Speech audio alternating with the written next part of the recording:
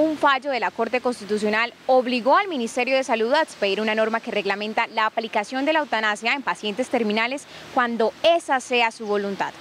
Un grupo de estudiantes de periodismo indagó sobre la mayoría de puntos de vista que han surgido ante la polémica decisión y realizó un reportaje. Enseguida la primera parte. La eutanasia es un tema que genera controversia en Colombia porque lleva a cuestionarse, por un lado, sobre la vida que es asociada con sentimientos de gozo, pero especialmente con la muerte, que es relacionada con temas de desolación y tristeza.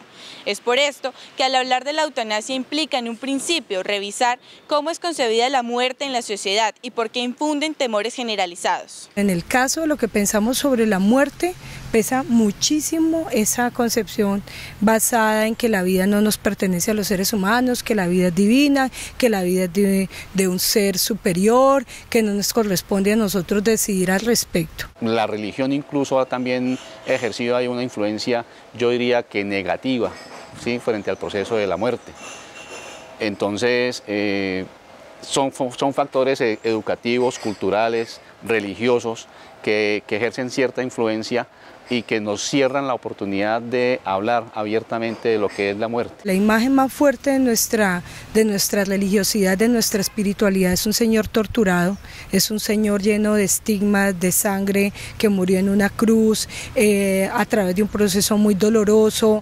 Entonces, como que no hay una noción alegre como se maneja en otras religiones, como por ejemplo el hinduismo o el budismo, sobre ese más allá. Teniendo en cuenta el ámbito legislativo, según la Constitución vigente, Colombia es una nación laica, es decir, no debe haber compromiso estatal con ninguna visión religiosa. Sin embargo, no se puede negar la influencia que las religiones de base cristiana ejercen en el imaginario social colombiano sobre el dilema que genera definir si el ser humano es dueño tanto de su vida como de su destino final. No estamos de acuerdo con la práctica eutanásica porque es evadir las responsabilidades que se tienen en torno a la vida y a la administración de la existencia humana.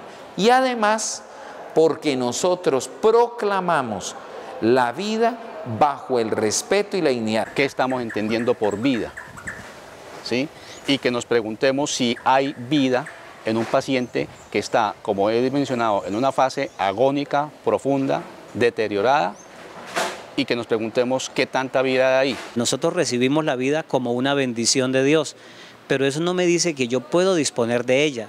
Si yo la he recibido de Dios, es porque la misma prerrogativa de quitarla es de Dios. Yo creo que nosotros estamos sumamente bloqueados, culturalmente hablando, los seres de este contexto cultural, respecto a esas nociones en las que yo no puedo elegir sobre mí, pero al mismo tiempo eso tiene que ver con asuntos sumamente dolorosos. Desde 1997, la eutanasia figura en el Código Penal como homicidio por piedad.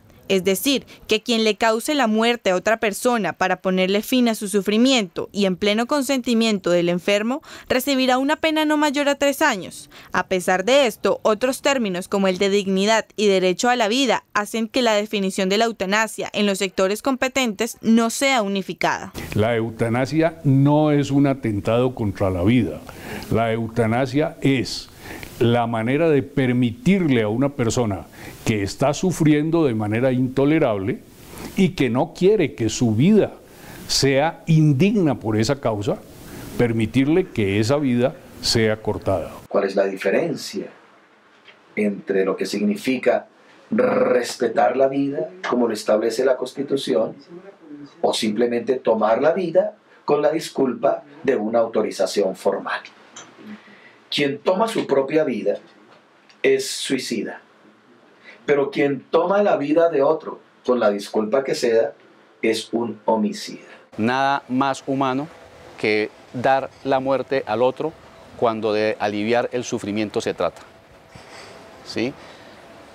Muchos sectores caen en el error del encarnizamiento terapéutico y es la postura de mantener con vida, entre comillas, a un sujeto que no tiene vida. Y entonces, ¿por qué no pensar otra opción, ¿sí?, de brindar calidad de muerte en ese pequeño porcentaje de vida, entre comillas, que ya está queriendo terminar. Yo digo que cuando yo hago una anestesia, jamás me siento como una persona que esté violando alguna ley de la nación en la que vive. Está simplemente ayudando a un individuo en una labor que él mismo no sabe cómo hacer y ayudándolo para que este procedimiento sea absolutamente digno, sea absolutamente indoloro y sea insalvable por la expresión de la voluntad del paciente.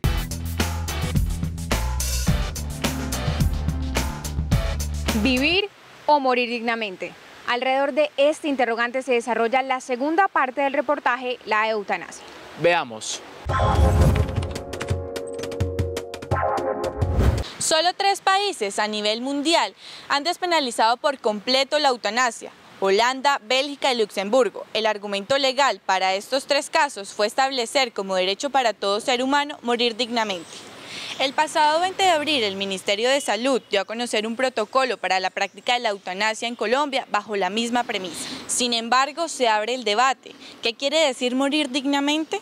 ¿La eutanasia es la única forma de morir con dignidad? Los seres humanos, como dignos que somos, pues tenemos derecho a morir en las mejores condiciones. Pero esa muerte digna realmente se refería a que las personas murieran acompañadas, sin dolor y sin sufrimiento. Morir dignamente es morir como uno haya elegido, como uno haya escogido libremente, y por consiguiente puede ser morir dignamente morir por eutanasia, pero también es morir dignamente morir solo con cuidados paliativos, e inclusive puede llegar a ser morir dignamente morir en medio de intenso sufrimiento, porque alguna persona, por razones religiosas, puede pensar que ese intenso sufrimiento le da méritos para una vida futura. Morir dignamente implicaría ese proceso de acompañar, ese proceso de controlar,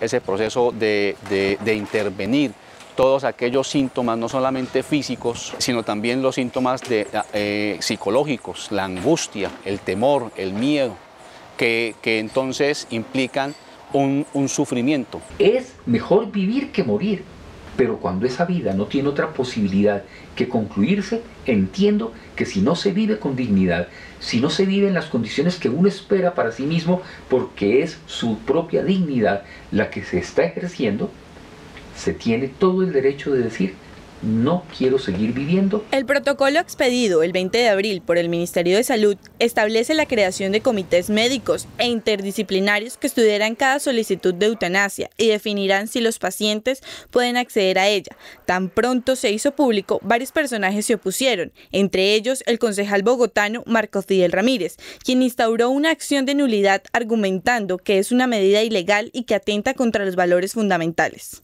Cuando la resolución toca derechos fundamentales, se está extralimitando. ¿Por qué razón? Porque lo que tiene que ver con la regulación de derechos fundamentales necesariamente debe emanar de una ley estatutaria que procede, como es obvio, del legislativo, es decir, del Congreso de la República. Probablemente la presión ciudadana llevó a que se efectuara un punto intermedio por parte del Ministerio, que puede entenderse como que el Ministerio esté asumiendo funciones de legislador, las cuales definitivamente no le corresponden. Ahí el punto.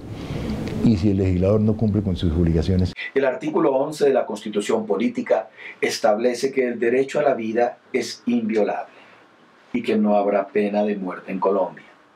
Es evidente que tanto el aborto como la eutanasia son, en términos prácticos, una aplicación de pena de muerte para el que no ha nacido y para el que padece una enfermedad terminal. Para cualquier persona mayor de edad que padezca de una enfermedad terminal y solicite la eutanasia, el Ministerio de Salud le exige a las autoridades competentes que respeten el derecho a morir dignamente, aunque el debate moral y las cuestiones legales predominen en la comunidad médica. Sí hay una disyuntiva ética. Si mi labor como médico es proteger, cuidar a mi paciente hasta que la muerte se lo lleva, ¿por qué razón yo voy a causarle la muerte? Precisamente, y desde el punto de vista ético, afortunadamente la legislación del Ministerio dice que puede haber objeción de conciencia, mas no puede haber objeción de conciencia institucional, pero sí puede haber personal. Es decir, a un médico nunca lo podríamos obligar, o a un ser humano no lo pueden obligar a que realice la eutanasia o le haga la eutanasia a otro ser humano. Los médicos no damos vida ni quitamos vida.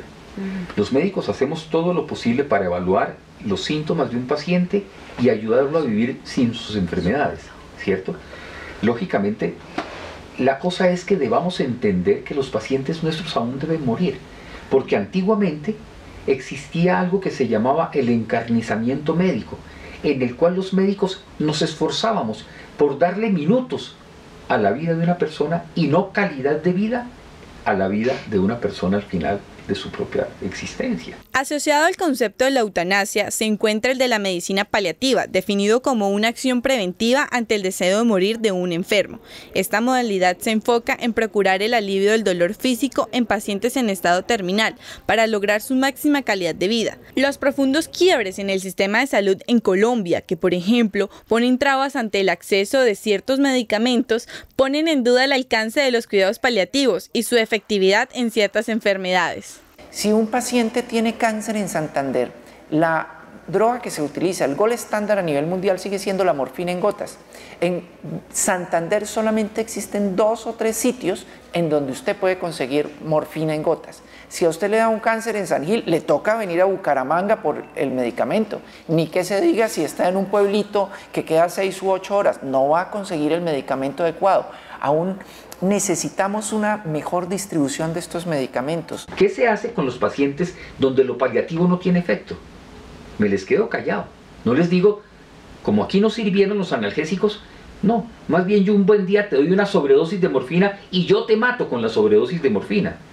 ¿Les parece sensato, humano, respetuoso del paciente el que sea el médico quien decide que con una sobredosis de morfina yo lo dejo llegar a su final, en lugar de que sea el paciente quien decide en qué momento quiero continuar viviendo o no?